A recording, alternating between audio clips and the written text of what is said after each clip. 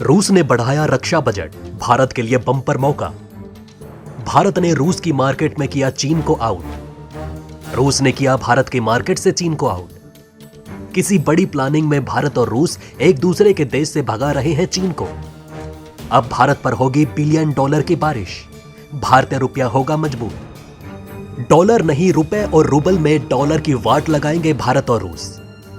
जी हां दोस्तों, भारत और रूस के बढ़ते रिश्तों को लेकर खबर सामने आ चुकी है।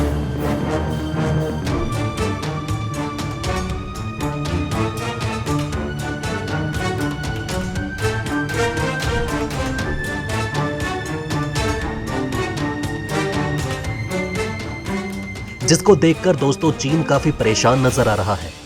अब ऐसा लगने लगा है कि भारत और रूस मिलकर चीन का पत्ता साफ करने में लगे हुए हैं। और ये मैं नहीं कह रहा, बल्कि कई खबरों में ऐसा आ रहा है। जिस तरह से भारत और रूस एक के बाद एक डील कर रहे हैं, उसको देखते हुए दोनों एक दूसरे के मार्केट में काफी बड़ा निवेश करने जा रहे हैं। आखिर क्या खेल खेल रहे हैं भारत और रूस मिलकर चीन के साथ? रूस के बढ़ते डिफेंस बजट से भारत को क्या फायदा है? रूस के डिफेंस बजट के बढ़ने के कारण डिफेंस मैन्युफैक्चरिंग में महारत हासिल करने वाले रूस को क्यों पड़ी भारत की जरूरत? और कैसे भारत की कंपनियां रूस में कर रही हैं राज? कैसे भारत ने चीन को करा रूस से बाहर? ये सब मैं आपको बताऊंगा, इसलिए दोस्तों वीडियो में अंत तक जरूर बने रहें। तो दोस्तों, जैसा कि आप सभी जानते ही हैं कि रूस और यूक्रेन के बीच फरवरी महीने से अब तक लगातार युद्ध चल रहा है। और दोस्तों ये मान लीजिए कि इस कारण रूस को काफी नुकसान भी हुआ है। लेकिन दोस्तों, अपने नुकसान के बावजूद एक चीज में रूस ने इस बार दुनिया को झटका दिया, और वो कुछ और नहीं था बल्कि रूस का डिफेंस बजट था।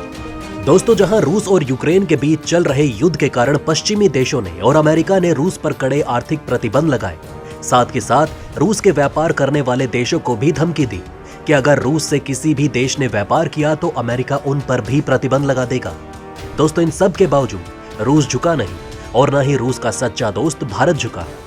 इसके बाद रूस ने पलटवार करते हुए पश्चिमी देशों को सबक सिखाने के लिए और यूक्रेन की मदद करने के लिए अपने डिफेंस बजट में भारी वृद्धि की। दोस्तों, जहां पश्चिमी देशों को यह लग रहा था कि रूस पर कड़े आर्थिक प्रतिबंध लगाकर ये रूस को घुटने टेकने पर मजबूर कर देंगे, लेकिन रूस और यूक्रेन के बीच चल रहे इस युद्ध में भारत ही ऐसा इकलौता देश था जिसने भारी मात्रा में ज्यादा से ज्यादा कच्चा तेल केवल रूस से खरीदा।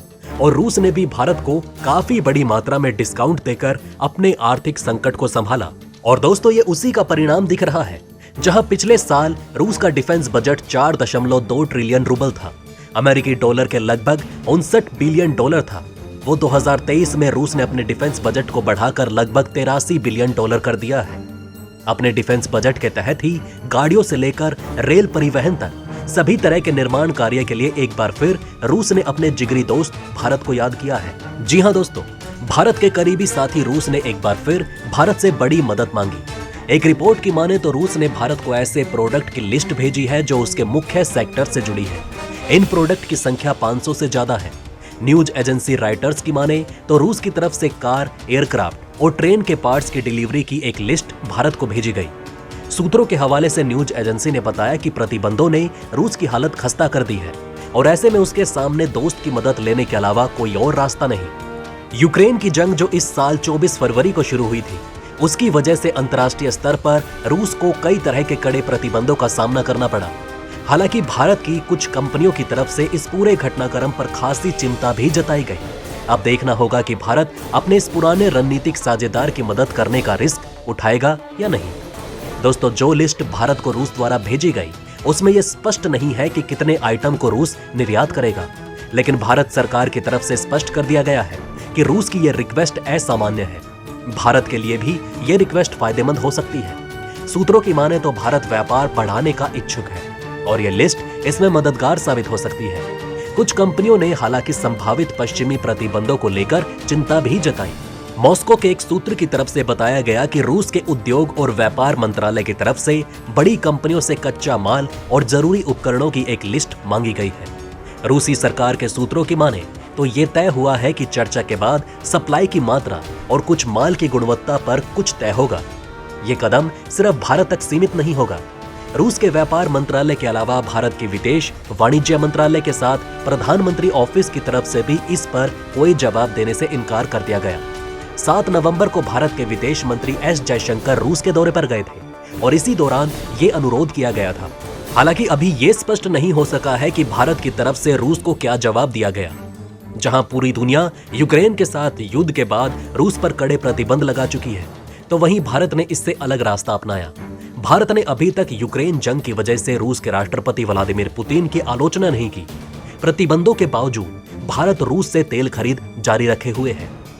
जयशंकर ने अपने दौरे पर कहा था कि द्विपक्षीय व्यापार को संतुलित करने के लिए भारत को रूस के साथ निर्यात बढ़ाने की जरूरत है। चीन नहीं, भारत है असली खिलाड़ी। दरअसल दोस्तों, रूस को इस समय एक ऐसे दोस्त की जरूरत है जो रूस की मजबूरी का फायदा ना उठाए और तय समय पर कम कीमत में और पूरी दुनिया में जो किसी से ना डरता हो और समय पर रूस को माल निर्यात कर सके।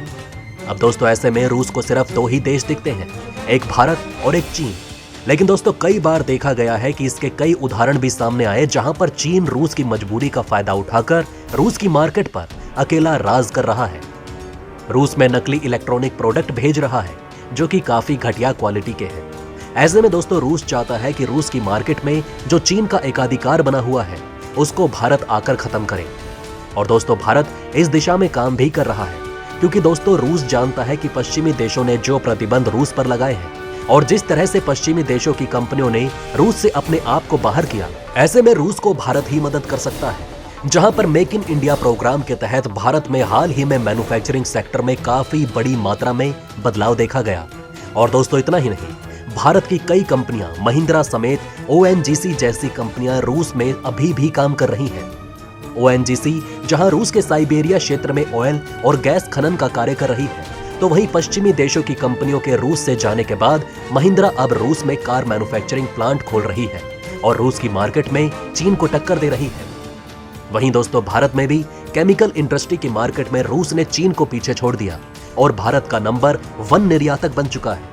जी हां दोस्तों, हाल ही में कुछ दिन पहले भारत जो अपने कृषि क्षेत्र में पेस्टिसाइड का इस्तेमाल करता था, उसमें भारत को फास्फोरस जैसे केमिकल की जरूरत पड़ती थी, जो कि अधिकतर भारत चीन से ही मंगवाता था। लेकिन दोस्तों, इस बार भारत ने सारा का सारा रूस से मंगाकर भारत की मार्केट में चीन को बाहर कर दिया। अब दोस्तों, देखा जा रहा है कि जहां रूस चीन के नकली उत्पादों पर यकीन नहीं कर रहा, तो वहीं भारत और चीन की तो आपस में भिड़ी हुई है। और अब दोस्तों, रूस और भारत मिलकर दोनों एक दूसरे की मार्केट से चीन को बाहर फेंकने में लगे हुए हैं। बहरहाल दोस्तों, इस वीडियो में बस इतना ही। वैसे आपका इन खबरों के बारे में क्या कहना है, हमें कमेंट में जरूर बताएं। वहीं अगर आप चाहते हैं कि ऐसी इन्फॉर्मेशन ज्यादा से ज्यादा लोगों तक पहुंचे, तो इस वीडियो को शेयर जरूर करें। और अगर हमारी ये वीडियो आपको पसंद आई हो तो लाइक करना ना भूलिएगा। साथ ही अगर अभी तक आपने हमारे चैनल को सब्सक्राइब नहीं किया है तो प्लीज हमारे चैनल को सब्सक्राइब जरूर करें। खुश रहें, अपना ध्यान रखें। फिर मिलेंगे एक नई इन्फॉर्मेशन के साथ, तब तक के लिए जय हिंद, जय भारत।